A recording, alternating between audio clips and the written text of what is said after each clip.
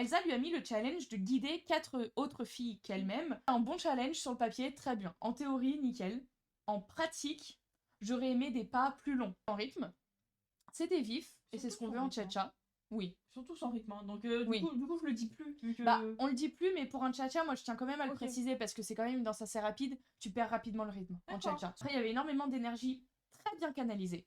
Donc ça ne partait pas dans tous les sens et de très belles expressions faciales. Il s'est vraiment amélioré là-dessus. C'est très joli à voir. D'accord avec ce qu'a dit Mel. En gros, sur les parties disco, tu voyais que c'était la grosse éclate. Ouais. Et versus le cha-cha où c'était la technique. Tout en Oui. restant quand même, tu vois, expressif et tout. Mais en fait, on voit beaucoup de choses sur les visages. Bon, ça réussit jamais les cha-cha en demi-finale. Il décollait beaucoup trop les pieds du sol. Donc ça prouve qu'il n'utilisait pas assez le sol pour se repousser.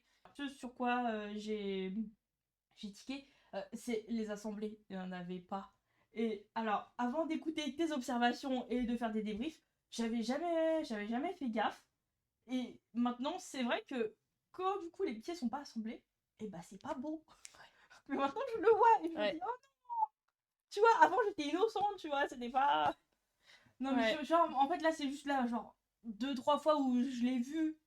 Mais en vrai, tu vois, enfin je regarde ça vendredi, j'ai pas remarqué.